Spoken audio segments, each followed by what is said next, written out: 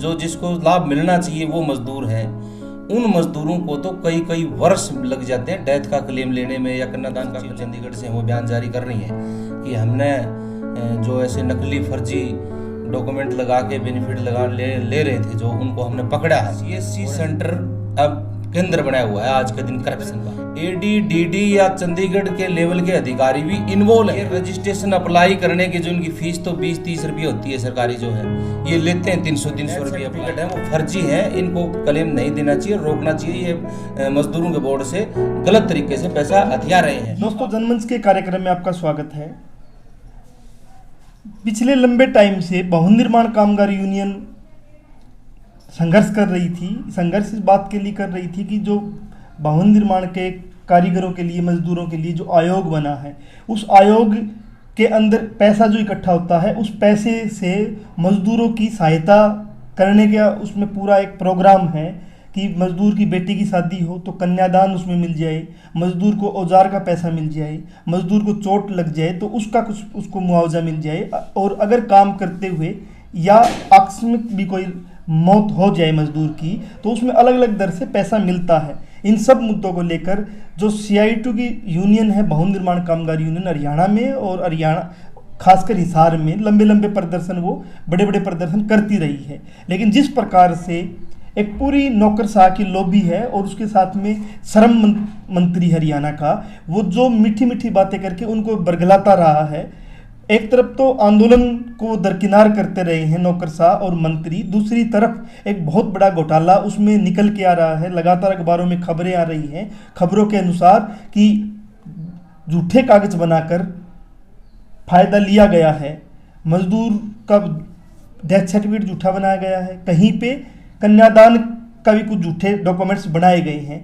और एक सबसे बड़ा मसला उसमें ये भी हमने देखने को मिला है कि कन्यादान के लिए जिसने फार्म जमा करवाया है, उस फार्म जमा करवाने में उसकी एक बच्चा ही हो जाता है उस लड़की को, लेकिन कन्यादान नहीं मिलता है। ऐसी वीडियो हमने जनमंच के प्लेटफार्म पे अलग अलग मजदूरों के दिखाए थे।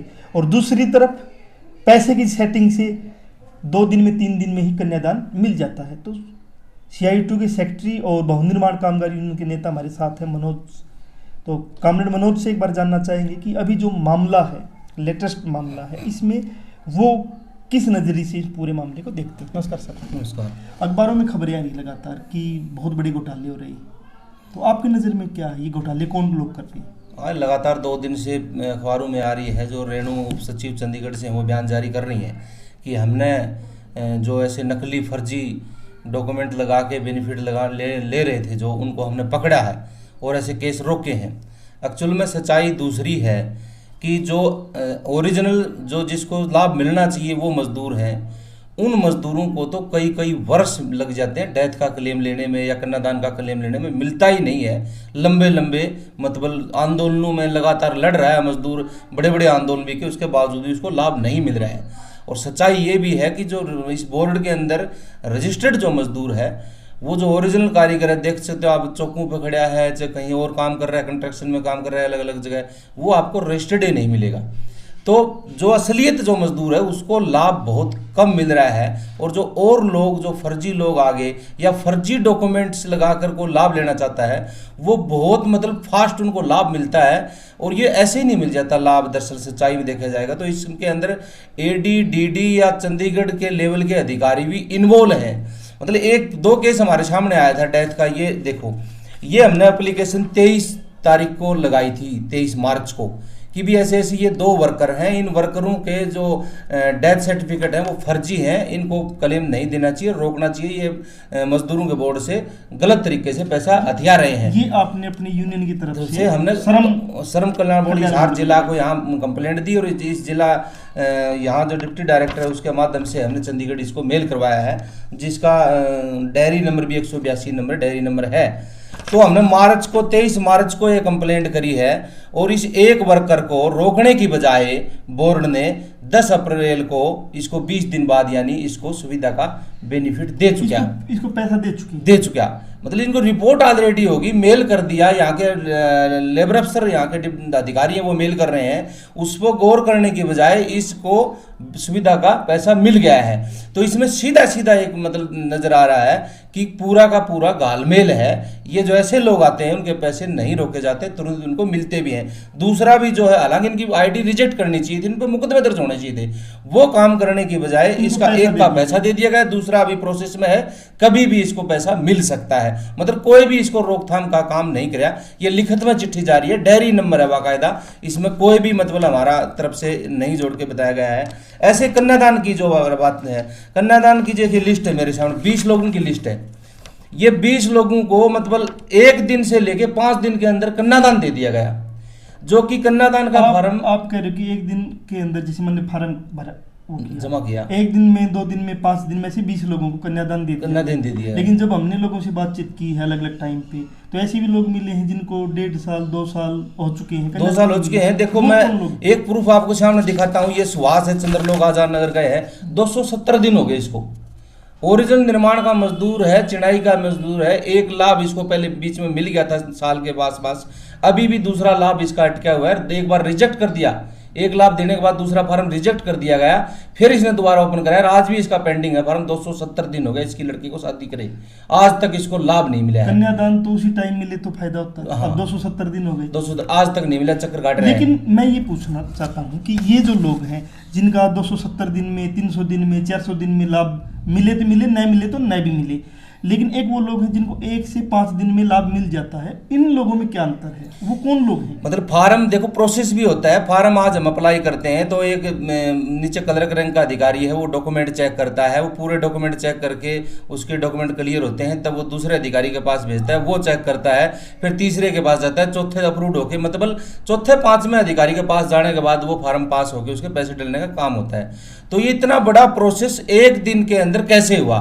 ये सीधा मतलब पूरी करप्शन की तरफ इशारा कर रहा है। ये जो पैसा डला है, इन अधिकारी, इनके मतलब चंडीगढ़ लेवल तक के अधिकारी इसके अंदर इन्वॉल्व है।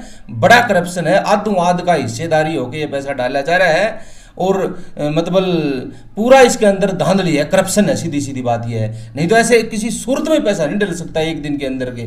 90 दिन के इनके वैसे टाइम है फार्म चेक करने का अधिकारियों के पास, और इनका एसओपी हमने लागू कर दी। एसओपी का तो मतलब ये है जो पहले आएगा पहले पाएगा। मुख्यमंत्री के खुद के बयान है कि हमने ऐसा बोर्ड के अंदर ऐसा कानून बना दिया, एसओपी लागू कर दिए, जो पहले आएगा पहले पाएगा। यहाँ के श्रम मंत्री के दुष्यंत चौटाला जब रहे तब के आएगा पहले पाएगा, मतलब हाँ, ये फार्म जिसने भर दिया, मान लो 1 तारीख को जिसने फार्म अप्लाई किया, किसी ने 2 को किया, किसी ने 5 को किया, तो 1 तारीख वाले को आप नजरअंदाज नहीं कर सकते, उस पर काम पहले करेंगे। ये खुद का बयान जारी, सारी चीजें हो रही हैं, और उसके बावजूद हो ये रहा है कि जो 300-400 दिन से वेटिंग में खड़ा है वो खड़ा ही है, या उसका फॉर्म रिजेक्ट भी कर दिया जा रहा है। जो आज आया है उसको आज ही लाभ मिल गया। ऐसे ये तो उदाहरण 20 का तो हमारे पास डाटा मिला है, बिल्कुल उदाहरण है ये तो। ऐसे हजारों लोग पाएंगे जिनको सुविधा दे दी गई, और ये मजदूर भी नहीं पाएंगे, ये भी सच्चाई है। जो बड़े मतलब रिश्वत की तरफ जाता है, पैसा देता है, वो मजदूर भी नहीं पाएगा। एक्चुअल मजदूर होता है, वो सोचता है भी मेरे को ये लाभ मिले तो कोई भी खर्च ना आए, बिल्कुल आसानी से लाभ मिल जाए, ताकि इस पैसे से मैं कर्ज वर्ज, जो लड़कियों की शादी करते हैं तो कर्जा उठा के करता है गरीब आदमी, तो ताकि लोगों को देख के मैं मेरी राहत मिले। और ये लोग ऐसे लेते हैं कि हमारे तो फ्री फंड का मिल रहा है तो 1 लाख रुपए दे के हम इसको ले लेते हैं, एक अगला ले जाए खा जाएगा, 50 दे देंगे, 20 दे देंगे, ऐसे ऐसे रिश्वत के तौर पर ले रहे हैं, उनको 1-2 दिन में लाभ दे रहे हैं। पिछले दिनों जनमंच ने एक अंदरूनी जांच की थी कुछ इलाके में, और एक कुछ निकल के आ रहा था कि भवन निर्माण के नाम से कोई यूनियन बनाई गई है, और वो एक अपनी दुकानदारी चलाते हैं। गांव-गांव में जो ये सीएससी सेंटर खुले हैं, वहाँ भी कॉपी बनवाने का, लाभ दिलाने के इस प्रकार से दलाल बैठे हुए हैं बहुत जगह पे, और वो ऐसे करते कॉपी भी रखते हैं, पैसे का सारा एक बार। उसके बारे में आप कैसे लड़ पाओगे कि ये जो दलाल बैठ गए हैं, कॉपी भी मजदूर की रखते हैं, एटीएम भी रखते हैं?